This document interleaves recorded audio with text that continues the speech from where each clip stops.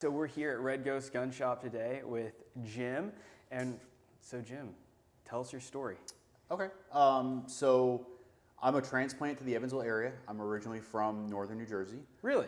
Yep, and I tell people all the time that if you're not familiar with New Jersey's gun laws, you don't want to be because they're draconian, they're terrible. But a side effect of that is that if you get into guns in New Jersey and you find a shop where you get into guns, like you're immediately treated like family. Okay. Right, so I got into firearms between high school and college. I worked as an engineering technician for the U.S. military on a military base, and we dealt with ammunition. And the guys I worked with, a couple of guys I worked with were really big into firearms. And so I got into reading gun forms and that kind of stuff because that was the age that I am. I'm old enough that I remember when gun forms were a big thing. And they took me shooting. And when I turned 21, when I was in college, I worked that job every summer and every winter break while I was in school. And I had worked it all through my senior year of high school. So my senior year of college, right after I turned 21, I bought my first two guns from a local dealer. He was a small FFL, worked out of his house. I finally made my way out to Red Ghost, and the previous owner, Terry, and I, we clicked almost from the get-go.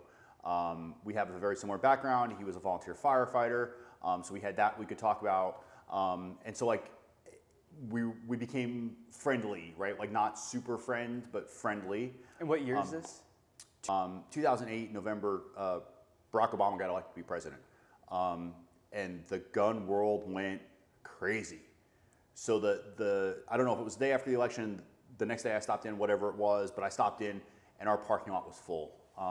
And for those of you that visit our store, our lot's not super big, but it was like standing room only. Like the lot was just jam-packed. So I snuck in and I walked in the door and there was a line of customers that basically circled the entire perimeter of the store. And the store is not very big, but there were probably 30 or 40 people in the shop. That's a lot of That's people. a lot That's of a people. lot of people. Yeah, it's a lot of people. Oh.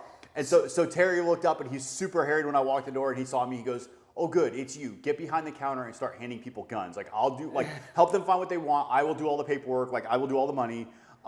And it grew from there, right? So, Terry took me to SHOT Show a couple times. Paid my way to go to Vegas with him. Paid for my accommodations, paid for all the meals, the whole 9 yards, right? So a couple of really neat trips to Vegas. So at the end of that, my wife and I had a nest egg put up, and we sat and talked to Terry, and we bought in as partners.